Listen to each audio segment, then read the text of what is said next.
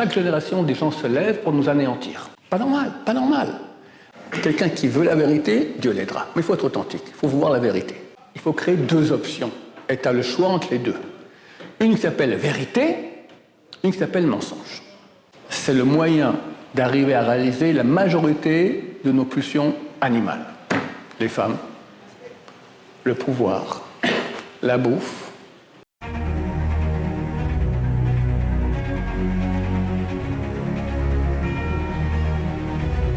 Ce show dédié pour la réussite financière, tu vois, ça tombe bien à ton sujet, de Michael Mordechai Ben Nadine, et le sujet qui est de mon départ. Comment tu t'appelles? Raphaël nous demande de parler de l'argent. Et on dit aussi de parler aussi du libre arbitre. Et on va essayer de lier les deux sujets, argent et libre arbitre. Je crois que le meilleur moyen de répondre à cette question intelligemment, c'est poser la question des questions qui est pourquoi est-ce qu'on est là.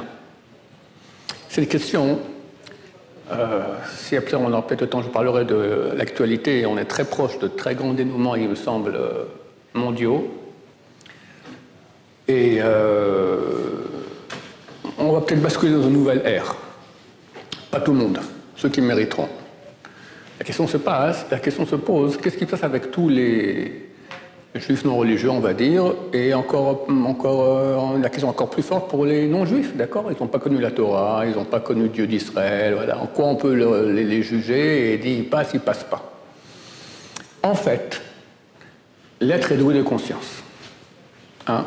Un chien, il vit, il a des sentiments pour sa chienne, pour ses chiots, d'accord, je ne sais pas, mais est-ce qu'il a la conscience qu'il est un chien? Est-ce qu'il pense qu'il pense? Tous les animaux pensent. Pour les planctons, je ne sais pas s'ils pensent. L'être humain pense, mais il peut penser qu'il pense. La conscience de soi. Ça, c'est unique à Sartre, Jean-Paul Sartre. Vous savez qu'il a fait tchouva à la fin de sa vie? Benny Cohen était son élève attitré. Et Benny Cohen a fait tchouva. Il a écrit un bouquin qui s'appelle Être juif. Quelqu'un me l'a offert, illisible. C'est de la philosophie haute. Je fais un peu de philo, mais moi, je ne comprends rien, je n'ai rien compris. À part un passage où il disait, pendant que j'apprenais des chapitres entiers de Marx, il y avait à Jérusalem des gens qui s'occupaient de comprendre la consistance des mondes. Fait que je vois, après il a étudié chez Moshe Shapira, qui est un des grands kabbalistes, penseurs ashkénazes de ce monde-ci, d'accord, à Beit Vagan, et il a monté des degrés extraordinaires. Pourquoi je parle de cela? Ah oui, donc, alors il a dit que Jean-Paul Sartre a fait... Moi, Jean-Paul Sartre, c'est ma cam quand j'étais jeune, hein, je suis né en 60. Il a dit qu'il a fait tchouva à la fin de sa vie. Comment elle s'appelait?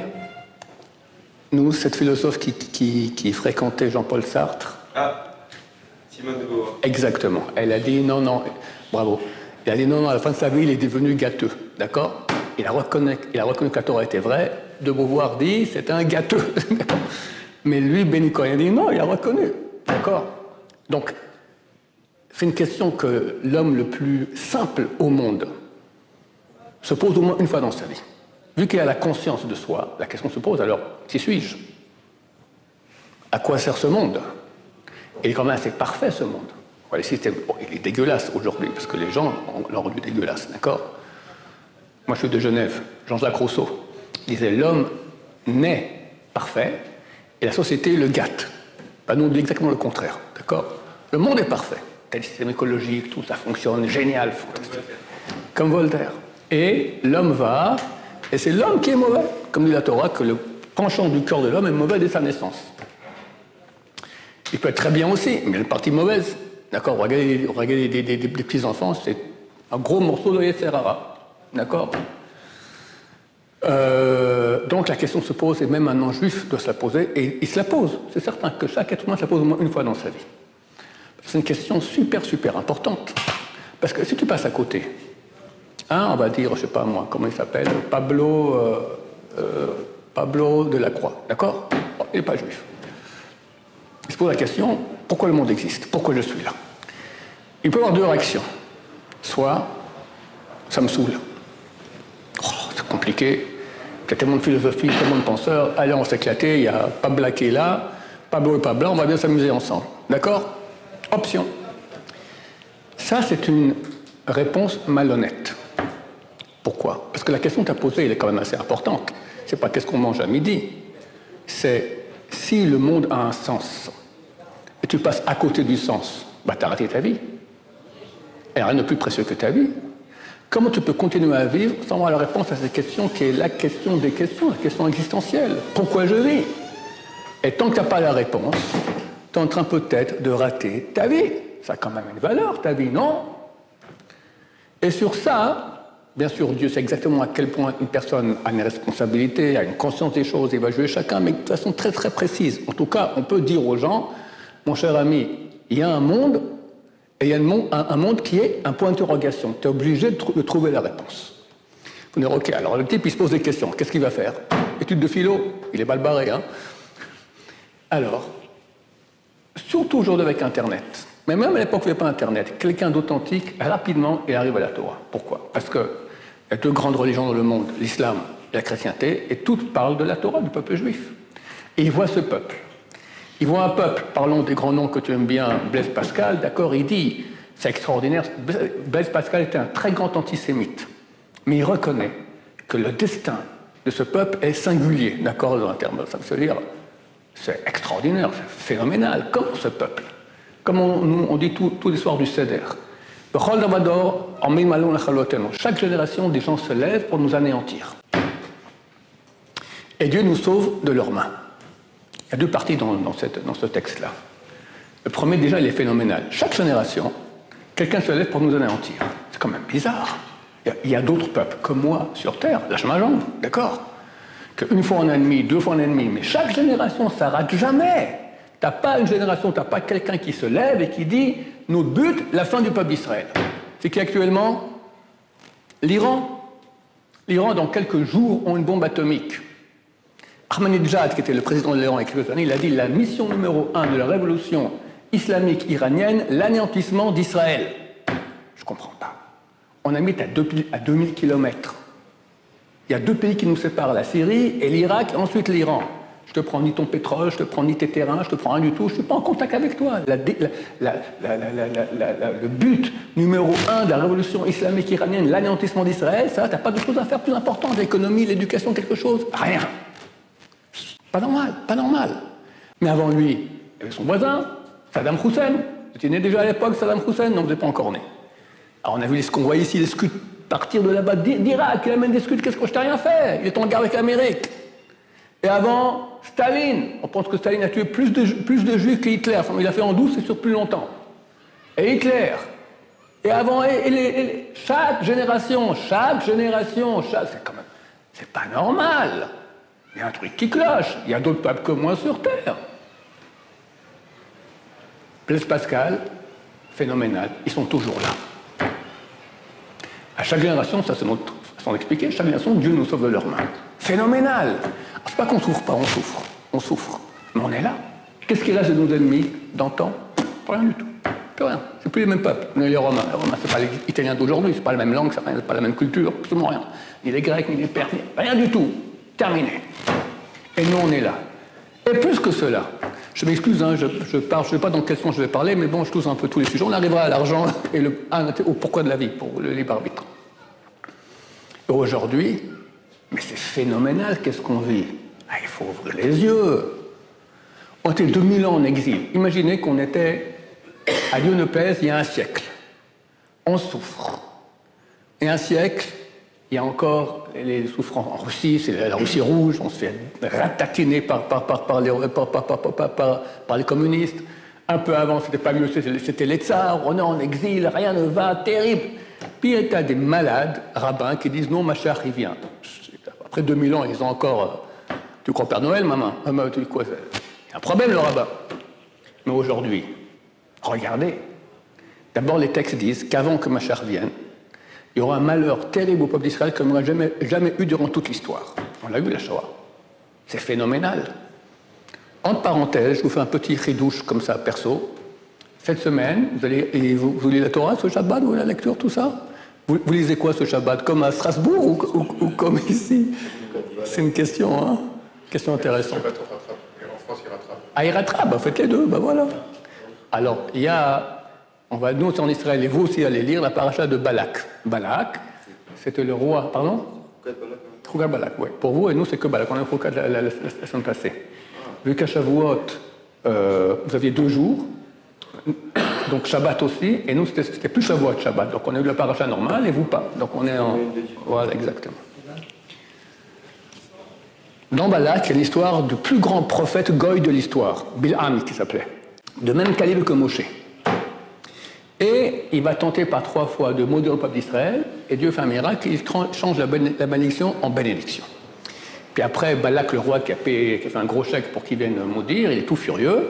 Et alors, Bil'am lui dit, je vais te raconter ce qui passera avec toi et ce qui passera à la fin des temps. Et là, on a une prophétie d'un prophète goy, mais dite par Dieu, sur la fin des temps. L'avant-dernier verset, il dit comme ça. Oi. Oi, c'est quoi en bon français? Malheur. Oi. Mirie misumo el, qui pourra survivre par rapport au décret que Dieu va mettre. C'est marqué jamais oi à propos du peuple d'Israël dans toute la Torah. Dans Chokal, il y a un oi, mais sur Moab. Mais sur Am Yisraël, c'est la seule fois. Il y aura un malheur terrible. Sumoel, c'est quoi ce Sumoel? Littéralement, ça veut dire les décrets que Dieu mettra. Il y avait un très très grand rabbin. Le premier rabbin qui est cité dans la Mishnah, dans le Talmud, etc., il y a 2000 ans presque, 1800 ans, s'appelait Rabbi Eliezer. On l'appelle le grand Rabbi Eliezer. Et on dit, la Kabbalah dit que c'était la réincarnation de Moshe Rabbeinu. Il a écrit un midrash, le plus vieux des midrashim, qui s'appelle Pirkei de Rabbi Eliezer. Il dit, c'est qui Sumoel? C'est Ishmaël, les Arabes. Pourquoi? Parce que Sumoel, tu as le mot El dedans qui signifie le nom de Dieu. Ishmaël aussi, tu as le nom de Dieu dans son nom. D'où le malheur, parce que le seul peuple qui a le nom de Dieu dans son nom, comme Israël, c'est Ishmaël. En plus, il a fait la Brit Mila, en plus, un descendant d'Abraham Avinu, en plus, Abraham Avinu a demandé à Dieu de le bénir, il est béni. Regardez qu'il n'y a aucun peuple qui a pu avoir l'endroit du temple, si ce n'est les Ishmaélites, d'accord? Les autres, ils ne peuvent pas avoir la terre d'Israël. On n'a pas le droit d'aller contre les rabbins, jamais. En ce qui concerne la halacha, la loi, il fixe la loi terminée. Mais dans le Midrash, comme c'est que le Hamakadosh, on peut ne pas être d'accord. Moi, le petit Ron Shaya, le rien que je suis, je me suis dit, je pense qu'on pourrait expliquer différemment. Parce que si on compare les malheurs qu'ont fait les Arabes au peuple juif à notre époque, alors on évalue à 25 000 ou 26 000 morts le nombre de morts qui sont morts dans les guerres d'Israël contre les Arabes, avec les attentats, etc. Par rapport à la Shoah, c'est même pas 2 jours d'Auschwitz. 2 jours d'Auschwitz, c'est 25 000 morts. Qu'est-ce que tu me compares les Arabes? Tu me dis, oi, malheur, terrible, les Arabes. Et Adolf Hitler, c'est de la gnognotte les Arabes par rapport à Adolf Hitler. De la gnognotte. J'ai réfléchi un peu. J'ai pris la valeur numérique du mot Sumoel. Qui pourra survivre par rapport à Sumoel? Sumoel, valeur numérique, Adolf Hitler. Elle est belle, hein? C'est ça, oi, malheur. Et comme je dis dans Daniel, c'est marqué qu'à la fin, avant que Mashiach vienne, il y aura un malheur terrible qui arrivera au peuple d'Israël. Je pense que c'est la Shoah. Après, c'est écrit, ça vaut la peine que vous ayez un peu de temps, chers amis, avec Samuel, vous allez lire chapitre 36 de Yechezkel. Vous lisez l'histoire actuelle. Dieu aura pitié de nous, nous ramènera en terre d'Israël. La terre d'Israël sera aride, elle deviendra féconde. D'accord? On est aujourd'hui le pays le plus spécialisé en agronomie au monde. D'accord? C'était un désert ici, il y a un siècle. Aujourd'hui, c'est un jardin potager, il y a des fruits extraordinaires. De plus, il y aura une chose qu'il n'y a jamais eu durant toute l'histoire. Des millions de juifs qui reviennent à la Torah. Vous êtes idiots, chers amis strasbourgeois. Maintenant, les vacances, vous venez à la yeshiva, mais va Ibiza t'éclater! Qu'est-ce qui t'amène ici à la yeshiva? Mais t'es tombé sur la tête! Hein? Samuel, alors Samuel est sympa, d'accord? Ben, c'est pas une bonne raison. Après, mon cours avait un peu de Gemara, du Talmud. Un texte est écrit il y a 1800 ans en araméen sur des sujets qui n'ont rien à voir avec la choucroute. Non mais t'es toqué? Si vous dites qu'on peut les amener à Ibiza, on va aussi. Je dis, il faut s'éclater. Tu vas faire tchouva à Ibiza. Pourquoi t'es venu? Il y a un petit dilly à l'intérieur, là, qu'on appelle ça le neshama, l'âme juive, qui aime la vérité. Elle cherche la vérité. Tu sens qu'il y a un petit quelque chose là-dedans. Parce que rationnellement parlant, il n'y a aucun sens. Moi, j'ai une des preuves que la Torah est vraie, c'est que tu rentres sous Beth Midrash, tu vois des gens se casser la tête 10 heures par jour sur des textes durs, sur des sujets qui n'ont rien à voir avec rien de la vie, et sont là-dedans, ils sont pleins d'enthousiasme de comprendre qu'est-ce qu'écrit. Ça ne tient pas la route. Il y a un truc bizarre. Des millions de juifs reviennent à la Torah aujourd'hui. Il n'y a jamais eu ça de toute l'histoire juive. C'est marqué, le Mashiach peut venir que s'il y a la tchouva, que s'il y a le retour. Et il y a ce retour. Alors, c'est pas tout le monde qui devient un vrai religieux, tout ça, machin, mais il y a une étude sociologique qui a été faite il y a quelques années, une dizaine d'années environ ici en Israël, un truc non religieux qui a été fait.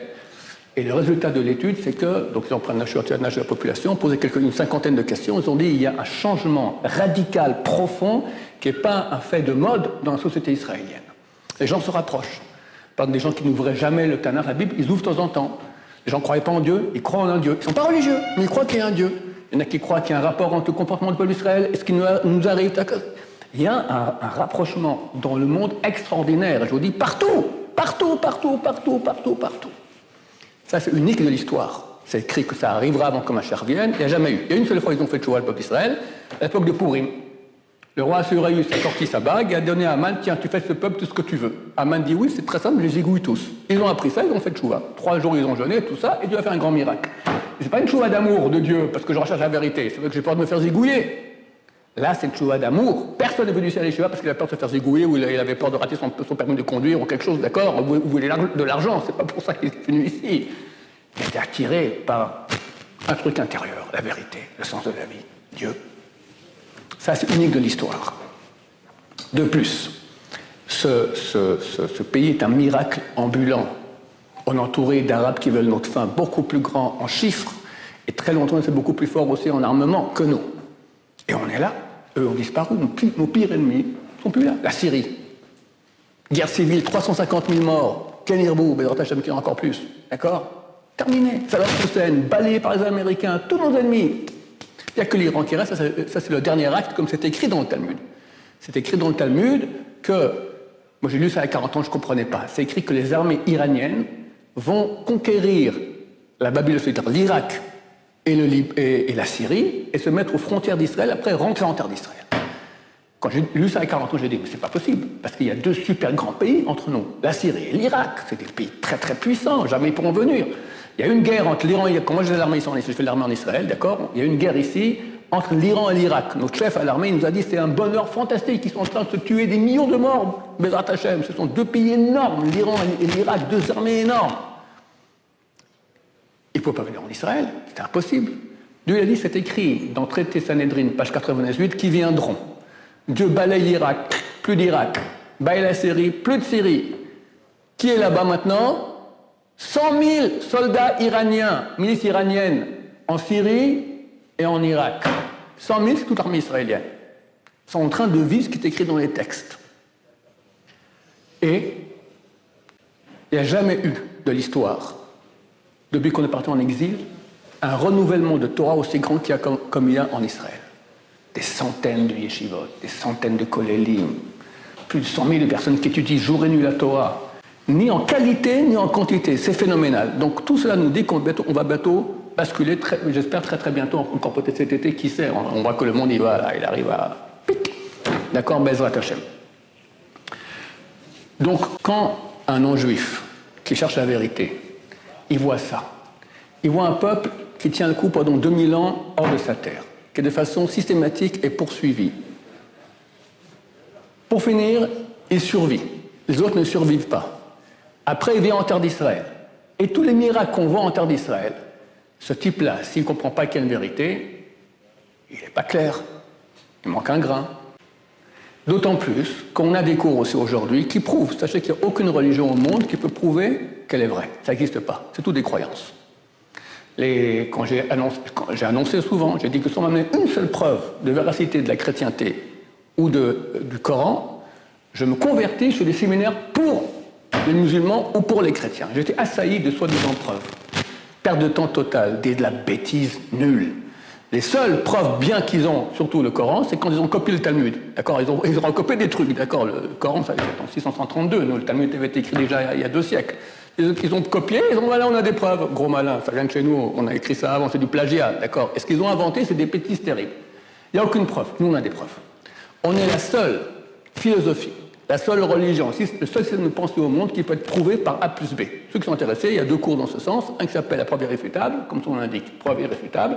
Et l'autre guerre Mamia, c'est un truc extraordinaire sur la Shoah, tout marqué à l'avance, fantastique dans les détails, phénoménal. Procès de Nuremberg, si tu connais, n'est-ce pas? Donc maintenant, même le non-juif, il est capable d'arriver à la Torah et de connaître la vérité. Sachez qu'on a beaucoup de non-juifs ici qui se sont convertis, qui sont devenus des tzadikim, des personnes exceptionnelles.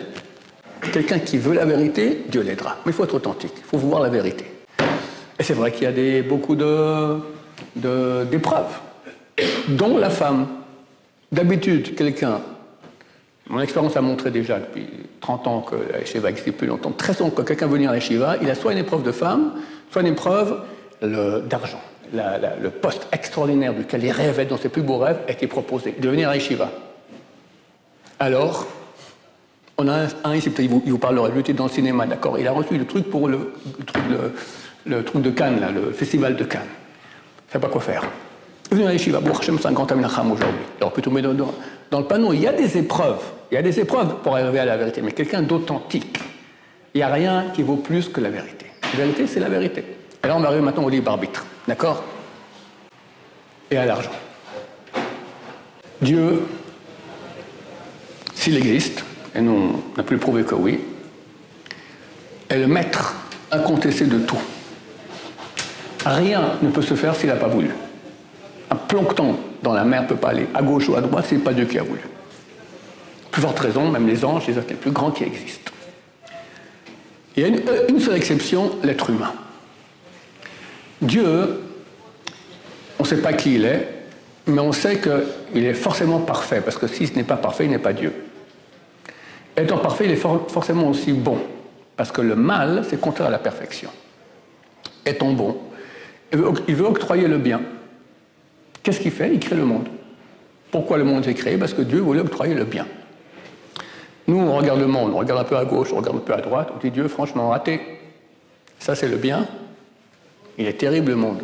Plein de souffrances, plein de burk. Et pourtant, c'est écrit que Dieu a créé le monde d'un désir de bien. Alors, comment résoudre cette question? Dieu étant bon et bien, veut m'octroyer le bien le plus parfait qu'il puisse y avoir. Si Dieu me donne un bien qui n'est pas le bien le plus parfait qu'il puisse y avoir, ce n'est pas Dieu. Dieu ne peut pas faire un cadeau qui est presque parfait. Il faut que ce soit le plus parfait possible. Ok, alors, on est Dieu, d'accord? On veut maintenant créer l'humanité et lui donner le cadeau le plus parfait qu'il puisse y avoir. Qu'est-ce qu'on offre à l'humanité? L'argent? Il y a mieux, hein? Que m'aide? Quoi? La Torah? Bof. Quelle est la chose la plus parfaite qu'il y a dans la réalité que Dieu peut offrir à l'être humain? Hein? Bravo, monsieur Lipicciotto, c'est un ancien élève, vous voyez son âge. Il connaît mes shiurim, Baruch Hashem.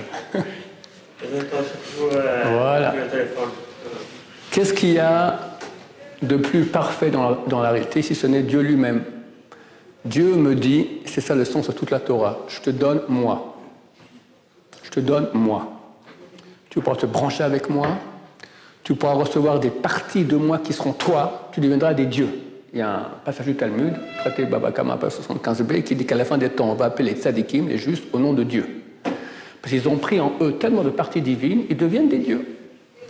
Attention, à la fin des temps, il y en a un qui a fait ça il y a 2000 ans, il a mal fini sur une croix, d'accord? Il ne faut pas se prendre pour un dieu. Ok, alors ça veut dire quoi devenir des dieux? Ben, Dieu, comme on a expliqué, il a le libre arbitre total. C'est lui qui décide de tout pour toute la réalité. Il va me donner ça. Il va me dire, maintenant, tu vas avoir un libre arbitre. Tu vas être. Dieu, on ne sait pas ce qu'il est, mais il a dévoilé son nom. Son nom, c'est quand même une définition du peu qu'on peut connaître de lui. Son nom, c'est le nom ineffable qu'on ne peut pas prononcer. On l'écrit Yud, et puis He, je dis et puis, Yud, et puis He, et puis Vav, et puis He. La contraction de 3 mots en hébreu, Hayo Veveye, qui était, est et sera. Ça veut dire, en français, ils traduisent l'être éternel. Être. Tout ce qu'il y a dans le monde, à part l'être humain, n'est pas dans le monde minéral, végétal, animal et les anges, étant donné que Dieu gère tout de A à Z, ils n'ont pas de libre arbitre. Donc ils ne sont pas. Si moi je prends un robot maintenant et je le programme, il est super actif. Il fait du ski dans l'Everest, qu'est-ce que j'en sais, moi, du deltaplane, dans la cordillère des Andes. Il s'éclate sur du surf dans la barrière de corail des Philippines. Ah, il s'éclate. Est-ce qu'il est le robot ou pas? Il n'est pas. J'appuie sur off, pour rien. Et tout ce qu'il fait, c'est moi qui ai programmé. Il n'est pas. Dans le monde, tout est robotisé par Hachem, donc ça n'est pas. Mais Dieu qui est veut me donner être. Tu vas être. C'est la première étape, il y en a encore d'autres. Hein. Première étape, tu vas être. Pour être, qu'est-ce qu'il faut? Il faut donner libre arbitre. Pour donner libre arbitre, il faut créer deux options. Et tu as le choix entre les deux. Une qui s'appelle vérité, une qui s'appelle mensonge. S'il n'y a pas deux options, il n'y a pas de libre arbitre. Et donc il n'y a pas d'être. Vous me suivez, on est d'accord? Celui qui n'est pas d'accord, qui crie tout de suite. D'accord?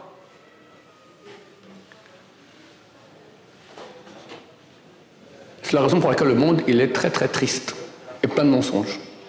Aujourd'hui, c'est marqué quand Mashiach revient, c'est encore une des preuves qu'il arrive bientôt, c'est écrit Emet Ne'ederet, la vérité est cachée.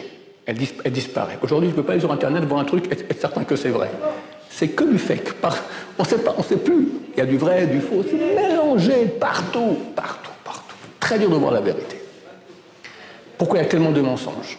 Parce que Dieu veut donner le libre arbitre. Pourtant, si Dieu avait mis dans le monde 50% mensonge, 50% vérité, personne n'aurait suivi le mensonge. Pourquoi? Le mensonge, qu'est-ce qu'il vend? Un mensonge, c'est une chose qui n'est pas vraie. Je dis, c'est une poule. Mensonge. C'est une feuille. Vrai. Mensonge, je dis un discours d'une chose qui n'est pas. Qui s'intéresse? Les gens ne veulent pas être dans le rien. Tu payes 2 millions d'euros pour acheter une belle villa, d'accord, dans la campagne strasbourgeoise, puis après, tu payes 2 millions, puis après, il n'y a plus rien. C'est un mensonge, d'accord? Je ne vais pas investir ma vie dans rien. La vérité, ça parle, c'est réel, c'est ce qui est vraiment. Donc, si c'était moitié-moitié, alors les gens auraient tous couru vers la vérité, il n'y a plus de libre arbitre. Donc Dieu va mettre beaucoup de mensonges. Pour très peu de vérité, le peuple juif et une petite partie du peuple juif, pour qu'il y ait un vrai libre arbitre. Et dès lors, tu as la question de l'argent. D'accord? Les gens posent la question. Quoi? C'est quelques bandes de rabbins là, c'est eux qui ont la vérité. Tout le monde se trompe! Oui, ils se trompent. Parce qu'il est impossible que le but de la vie, c'est une petite parenthèse sur l'argent maintenant, je reviens sur le libre arbitre. C'est impossible que le but de la vie, c'est l'argent. D'où vient l'amour de l'argent? Il faut comprendre que dans le cas de ce que je dis, que Dieu a créé le mensonge de la vérité, il y a en nous deux parties. Il y a une qui s'appelle l'âme animale. Et l'autre s'appelle l'âme divine.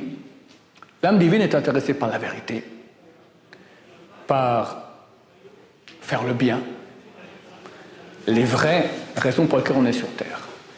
L'âme animale, surtout pas. Ça ne l'intéresse absolument pas, franchement pas. L'âme animale, comme un animal. Qu'est-ce qu'il veut un animal? Un chien, il veut des chiennes, il veut de la bonne bouffe, il veut du pouvoir, il veut s'énerver, quand on l'énerve, il s'énerve, il est mort, d'accord? Et dormir.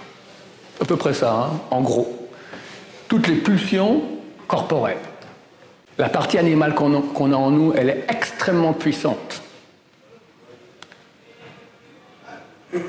L'argent, c'est le moyen d'arriver à réaliser la majorité de nos pulsions animales. Les femmes, le pouvoir, la bouffe, pépère, faire niente, c'est hamac, sympa. Demande à un goy lambda dans le monde. C'est quoi pour toi le cliché du paradis? Hein, c'est quoi? Détente. Comment? Dans ton lit à la maison? Oui, c'est vrai. Mieux. Tu prends une plage de sable blond. Derrière, une mer bleue. 2 cocotiers. Un hamac. Tu es dans l'hamac. Et une mannequin. Sympathique, avec grand sourire, vient et te met des grappes de raisin dans la bouche. Et un petit déjeuner continental, ce que tu veux, tu l'as. Il y a mieux que ça? Il y a mieux que ça? Ça, c'est le cliché du paradis pour le goy. Goy, ça veut dire quoi? Goy, en hébreu, signifie corps. Corps. Je suis intéressé par le corps. Je ne me parle pas de Dieu, je ne parle pas de machin, ça me casse les pieds. Ils ont mis un peu la messe, machin, comme un peu copié, d'accord? Mais l'essentiel, c'est ça. Le moyen d'y arriver, l'argent. Donc l'argent, en fait, c'est une pulsion très profonde, mais tout de même de ma partie animale. Ceci dit, j'ai dit sur la peine qu'un type, si vous faites des études sociologiques, sur la peine de faire une fois, quelqu'un fasse très sérieusement, une étude sociologique comparative entre les chiens et les êtres humains. Qui est plus heureux? Un chien ou un être humain? Il faut regarder qu'au niveau des pulsions animales, on oublie tout Torah, spiritualité n'existe pas, d'accord? Ce que le recherche l'être humain, c'est à peu près ce que recherche le chien. Comme j'ai dit, les bonnes femmes, dormir, le pouvoir, qu'est-ce qu'on a encore? La bouffe, d'accord? Voilà, c'est ça, à peu près la même chose. Non, mais je ne suis pas un chien. Non, tu fais mieux, d'accord? C'est plus sophistiqué, mais c'est la même chose, exactement. Or, je suis convaincu que si on fait une étude comparative entre les chiens et les êtres humains, qui est plus heureux? Les chiens. Il n'y a aucun doute là-dessus. Ils sont bien plus heureux que les êtres humains. Les êtres humains, c'est terrible. Alors, je ne comprends pas. Dieu a créé un monde tordu. L'élément le plus performant de la création, c'est l'être humain. Et le chien est plus réussi que lui. Ça prouve que la clé n'est pas dans l'argent. Elle est où? Elle est dans les vrais, ça c'est le mot, les vraies valeurs. Vrai signifie réel, ça reste. Cette feuille, elle est vraie, n'est-ce pas? Mais sa vérité, elle est très. C'est quoi l'espérance de vie d'une feuille pareille? 10 jours. Après, elle va à la poubelle. La table, espérance de vie, 20 ans. Nous, allez, 120 ans si on a de la chance. Le bâtiment, 3 siècles. L'univers, la Torah dit 6000 ans. Les astrophysiciens disent, allez, 14 millions d'années. Plus, je ne sais pas, 1 milliard d'années. Tous fait un peu de maths à l'école, j'imagine. Vous savez très bien que combien ça vaut 1 milliard de milliards par rapport à l'infini? Combien ça vaut?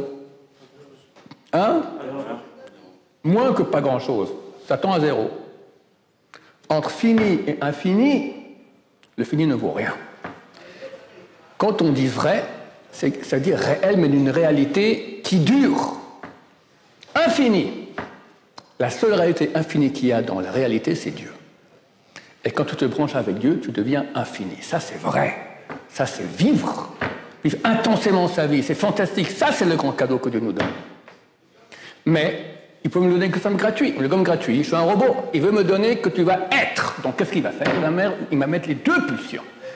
Une pulsion de la neshama, l'âme spirituelle qui dit, vas-y, investis-toi dans Dieu, dans la Torah, dans faire des bonnes actions.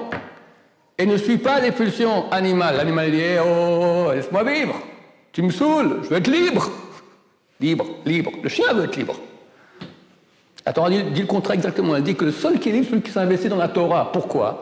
Parce que sinon, tu deviens un esclave de tes pulsions. Moi, je viens de Genève. Hein. C'est à peu près la plus grande densité de millionnaires ou milliardaires au mètre carré mondial. Leurs enfants, c'était mes copains. Chacun avait un psy. Aucun bonheur. Combien se trompent? Combien sont malheureux? L'argent ne fait pas le bonheur. Je disais que la personne qui va suivre ses pulsions animales, elle devient esclave. Le type, il est coléreux. Il crie sur sa femme, qui crie aussi sur lui. Il a un shombaït, comme on dit en français, à la panim. À la panim, 0. Elle a des millions, mais il n'a aucun bonheur à la maison. Sa femme le trompe et lui trompe sa femme. Et les enfants le savent. C'est un bonheur, ça? Pourquoi? Pulsion. Pulsion, il faut résister à une bonne femme qui te fait adultère, qui te fait la cour. D'accord? Elle t'envoie il y en a qui m'ont dit des scuds, je reçois sur mon portable, des scuds. Il est esclave des pulsions qu'il a, le pouvoir. Beaucoup de gens leur font aux riches des salam alek toute la journée. Mais ils savent que c'est un mensonge. Ils savent très très bien. Mais ils sont esclaves de ce salam alek. Ils ne peuvent pas vivre sans ce salam alek qu'on leur fait, qu'ils savent que c'est faux. Donc la vérité, comme ça disait ça d'Israël, elle est dans la Torah, que tu dois te libérer de ces pulsions-là. Quand tu es libéré des pulsions, c'est fini. Tu vis heureux. Avec ta femme, tu as une relation qui est saine, pure, bien, d'amour, elle et pas d'autre. Tu es respectueux des enfants, ils te respectent à toi. Tu respectes les gens, tu es gentil avec les gens, tu n'es pas un voleur, tu n'es pas un requin dans les affaires. Tu es un type honnête, droit, tu ne mens pas, tu ne te mets jamais en colère. Tu es humble. Tu as tout gagné. et Olamazé, Olamaba. Quand tu suis les pulsions animales, tu as tout raté. Alors, d'un côté, ça te satisfait tout de suite. Mais vu que tu te remplis de choses animales, ça ne va pas te remplir, ça remplit ton corps animal, mais pas ton âme. Vous savez, comme dit la Rabban Chitrit, il y a les crises de 14-18 et celle de 39-45. 14-18, vous avez déjà passé ça, Baruch Hashem. Après, tu as 39-45. Beaucoup de gens, ils s'éclatent toute leur vie, puis 39-45, la dépression. Parce que tu te remplis de quoi? De choses qui ne te remplissent pas. Le monde occidental te propose de te remplir de plaisir corporel. Alors, je ne dis pas qu'il n'en faut pas, mais dans une bonne mesure, quand tu deviens esclave de cela, au dépend d'un investissement dans les valeurs vraies qui t'enrichissent, donc tu te remplis de vide. Et après, tu te sens vide. Alors, tu vas encore plus rechercher des plaisirs pour plus te remplir, parce que la société occidentale n'a pas d'autre chose qu'à proposer. Tu veux vivre bien, éclate-toi, jouis, bonheur. Ça s'appelle ça bonheur, d'accord? Tu prends encore, mais ça ne te remplit pas. Un tiers des Français prennent des antidépresseurs. Non, mais c'est malade. C'est malade. C'est un des pays les plus performants, le plus occidentalisé, le plus raffiné. Un tiers des Français prennent des antidépresseurs. Donc, tu comprends, il y a un truc qui cloche dans votre truc. Parce que tu te remplis de choses qui ne te remplissent pas. Surtout le juif, il y en a beaucoup plus grand. Donc il y a des besoins spirituels grands de vérité. Donc quel est le grand cadeau que Dieu nous a donné? Le libre arbitre pour être. Quand j'ai le choix en deux, je choisis, je suis. Attends, quand je vais démissionner et suivre la pulsion animale, je ne suis pas. Je m'écrase face à l'animal. Quand je dis à l'animal non, c'est pas facile, hein? Ouh là là, que c'est dur. Et c'est le matin quand le réveil sonne. Vas-y, lève-toi. L'animal dit non. Qui est plus fort? D'habitude, l'animal. D'accord? Encore 5 minutes, encore 5 heures, d'accord? Ça dépend le dimanche, encore 5 heures. Quand tu vas te battre, et tu vas maintenant réaliser les vrais buts de la vie, et c'est une bataille. Tu vas être. Mais tu ne vas pas être comme ça. Tu vas être d'amplitude divine. Quand on fait une mitzvah, une ordonnance de la Torah, qu'est-ce qui se passe? Alors là, il faut savoir que dans la mystique juive, il y a un système de lecture qui s'appelle le Atbash. Atbash, c'est l'alphabet mais à l'envers. Aleph, première lettre, correspond à Taf, dernière lettre. Bet, deuxième lettre, correspond au Shin, avant-dernière lettre. Gimel, Resh, Dalet, etc. Le mot mitzvah, c'est 4 lettres. Mem, Tzadik, Vav, Hei. Les lettres Vav, Hei sont les deux dernières lettres du nom de Dieu. Yud, et puis Hev, et puis Vav, et puis Hei. Les deux premières lettres, même Tzadik, sont en Atbash, ce alphabet à l'envers, correspondent à Yud et à Hei. Même Tzadik correspond à Yud et à Hei. Ça fait les 4 lettres du nom de Dieu. Yud, Ke, Vav, Ke. Quand quelqu'un fait une mitzvah, il crée une réalité éternelle qui était et sera, qui devient la sienne. Il devient Dieu. Quand on fait une mitzvah, on reçoit une partie divine en nous, qui nous rend éternels, qui nous amène aussi beaucoup de bénédictions dans ce monde-ci, et qui nous permet de plus pouvoir. Quelqu'un, quand il est jeune, ne peut pas comprendre c'est quoi Dieu, ne peut pas avoir une relation avec Dieu. Ça arrive à peu près à votre âge. On commence à investir, on peut commencer à créer. C'est pour ça qu'il faut recevoir des parties divines qui me permettent d'être en relation avec Dieu.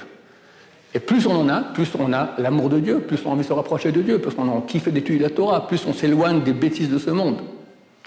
C'est ça ce que Dieu a proposé à l'humanité. Venez, prenez moi, je vous donne moi, il n'y a pas mieux. Mais je ne vous donne pas gratuit, parce que c'est gratuit, ce n'est pas un don. Moi, je veux que vous l'ayez par vous-même, que ce soit à vous vraiment. Un don gratuit, la raison du don, c'est le donneur, le donateur.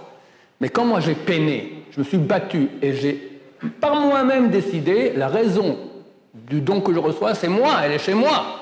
Donc j'ai droit. Et Dieu veut nous donner qu'on ait droit, pas en cadeau gratuit que tu n'as rien fait, que tu es un robot. Voilà, donc en fait c'est un don de Dieu extraordinaire, qui fait que le monde est tordu, parce qu'il faut qu'il y ait beaucoup de mal, mais qui permet à ceux qui ont compris le truc de ne pas tomber dans le panneau et de réussir leur vie. Alors, l'argent, oui, mais le minimum nécessaire, pas commencer à être fou. L'amour de l'argent provient d'une pulsion animale des plus canines qu'il puisse y avoir. J'avais un copain qui est décédé il y a quelques mois, il fait toujours vers l'âge de 40 ans, je pense. C'était un beau gosse comme ça, il m'a dit, il a beaucoup vécu avec les femmes et tout ça, il m'a dit, l'argent et les femmes, c'est la même chose, ça marche ensemble. Ça marche ensemble. Il faut savoir qu'est-ce qui sous-tend l'amour de l'argent. D'accord?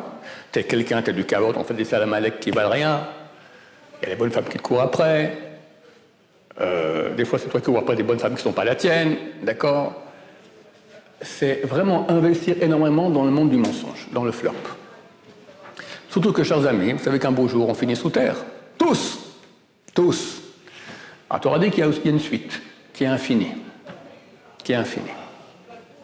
Qui est infinie et qu'on va construire ici. Dans la mesure où je vais maintenant bâtir mon corps spirituel, c'est mon âme, c'est elle qui va rester. L'habit, le corps, il va dans la tombe terminée.